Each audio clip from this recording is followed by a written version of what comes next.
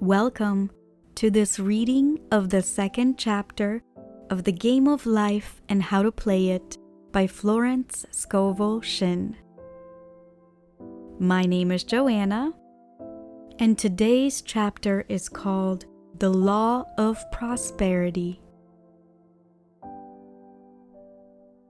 Yea, the Almighty shall be thy defense, and thou shalt have plenty of silver. One of the greatest messages given to the race through the scriptures is that God is man's supply, and that man can release, through his spoken word, all that belongs to him by divine right. He must, however, have perfect faith in his spoken word. Isaiah said, "My word shall not return unto me void, but shall accomplish that whereunto it is sent." We know now that words and thoughts are a tremendous vibratory force, ever molding man's body and affairs. A woman came to me in great distress and said she was to be sued on the 15th of the month for $3,000.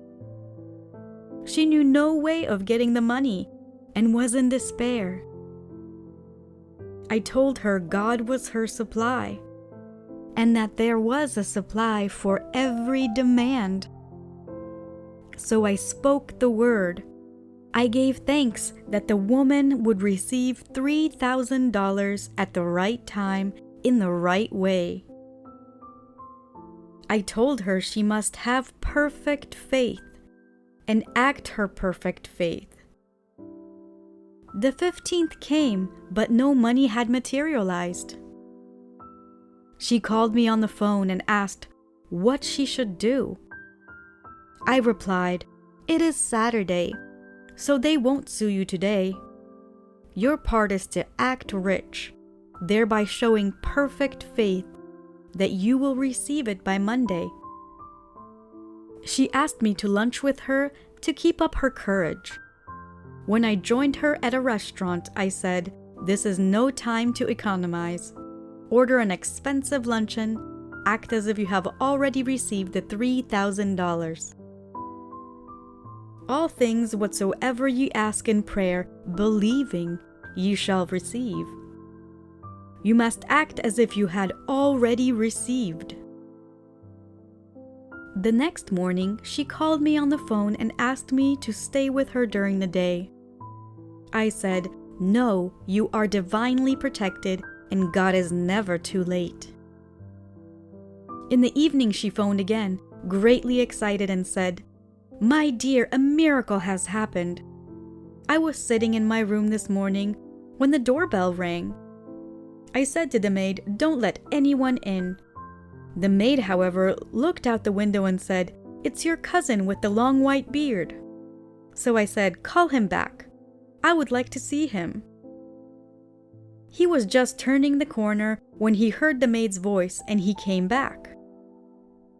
He talked for about an hour, and just as he was leaving, he said, 'Oh, by the way, how are your finances?'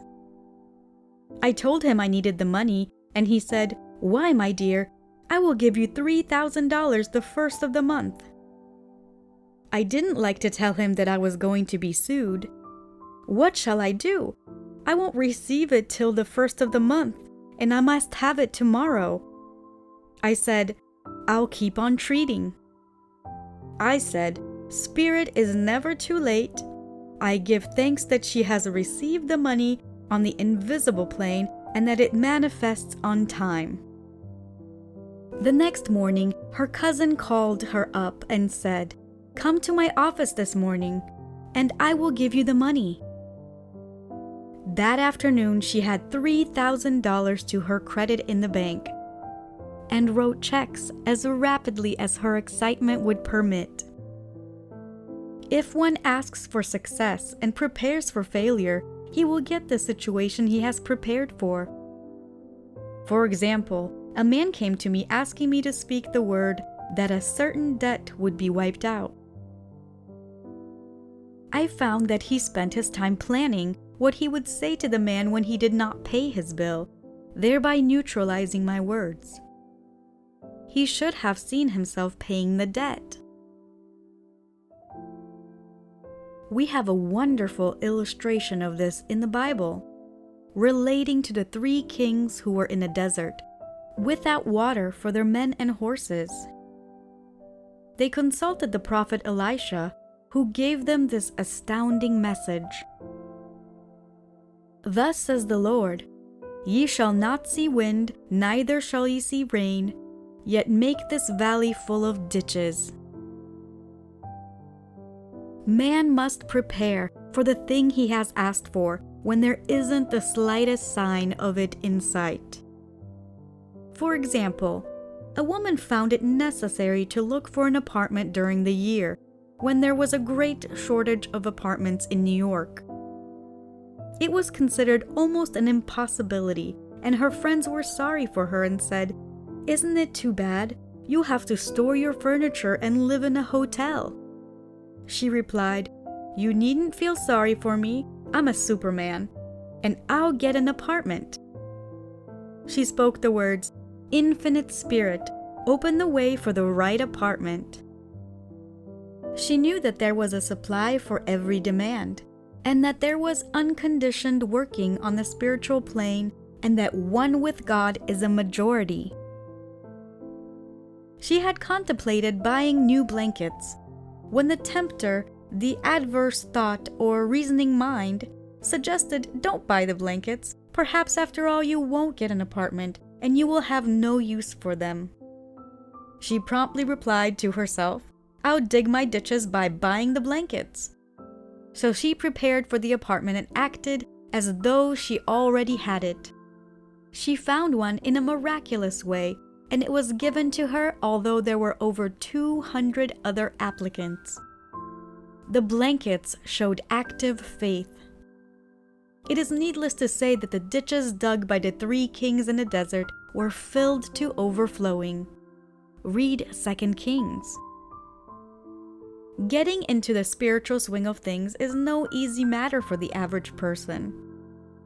The adverse thoughts of doubt and fear surge from the subconscious. They are the army of the aliens, which must be put to flight. This explains why it is so often darkest before dawn. A big demonstration is usually preceded by tormenting thoughts. Having made a statement of high spiritual truth, one challenges the old belief in the subconscious, and error is exposed to be put out. This is the time when one must make his affirmations of truth repeatedly and rejoice and give thanks that he has already received. Before you call, I shall answer. This means that every good and perfect gift is already man's awaiting his recognition. Man can only receive what he sees himself receiving. The children of Israel were told that they could have all the land they could see. This was true of every man. He has only the land within his own mental vision. Every great work, every big accomplishment has been brought into manifestation through holding to the vision. Often just before the big achievement comes apparent failure and discouragement. The children of Israel, when they reached the promised land, were afraid to go in, for they said it was filled with giants who made them feel like grasshoppers. And there we saw the giants, and we were in our own sight as grasshoppers. This is almost every man's experience. However, the one who knows spiritual law is undisturbed by appearance, and rejoices while he is yet in captivity. That is, he holds to his vision and gives thanks that the end is accomplished, he has received. Jesus Christ gave a wonderful example of this. He said to his disciples, "Say not ye, there are yet 4 months, and then cometh the harvest. Behold, I say unto you, Lift up your eyes and look on the fields, for they are ripe already to harvest. His clear vision pierced the world of matter, and he saw clearly the fourth-dimensional world, things as they really are, perfect and complete in divine mind. So man must ever hold the vision of his journey's end and demand the manifestation of that which he has already received. It may be his perfect health, love, supply, self-expression, home, or friends. They are all finished and perfect ideas registered in divine mind, man's own superconscious mind, and must come through him, not to him. For example, a man came to me asking for treatments for success. It was imperative that he raise within a certain time $50,000 for his business. The time limit was almost up, and he came to me in despair. No one wanted to invest in his enterprise, and the bank had flatly refused a loan. I replied, "I suppose you lost your temper while at the bank, therefore your power. You can control any situation if you first control yourself. Go back to the bank," I added, "and I will treat." My treatment was, you are identified in love with the spirit of everyone connected with the bank. Let the divine idea come out of this situation. He replied, "Woman, you are talking about impossibility. Tomorrow is Saturday. The bank closes at 12 and my train won't get me there until 10. And the time limit is up tomorrow. And anyway, they won't do it. It's too late." I replied, "God doesn't need any time and is never too late. With him, all things are possible." I added, "I don't know anything about business, but I know all about God." He replied, "It all sounds fine when I sit here listening to you, but when I go out, it's terrible." He lived in a distant city, and I did not hear from him for a week. Then came a letter. It read, "You were right. I raised the money, and I will never doubt the truth of all that you told me." I saw him a few weeks later and I said, "What happened? You evidently had plenty of time after all." He replied, "My train was late. I got there just 15 minutes to 12. I walked into the bank quietly and said, 'I have come for the loan,' and they gave it to me without a question. It was the last 15 minutes of the time allotted to him, and Infinite Spirit was not too late." In this instance, the man could never have demonstrated alone. He needed someone to help him hold to the vision. This is what one man can do for another.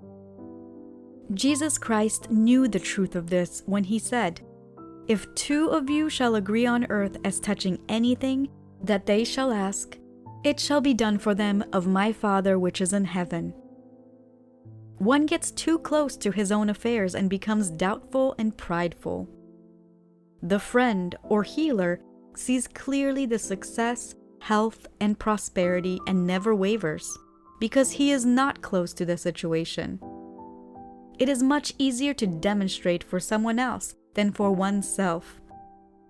So a person should not hesitate to ask for help if he feels himself wavering.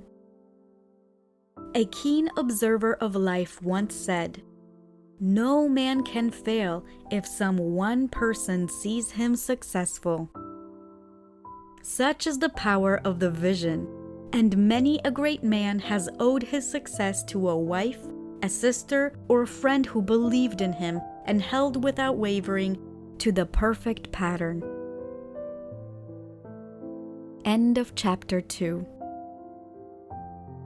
Thank you for listening to this reading of the second chapter of The Game of Life and How to Play It by Florence Scovel Shinn. Comment down below and let me know. Are you enjoying this? What are your takeaways? If you like this video, found it helpful or valuable in any way, hit that thumbs up button.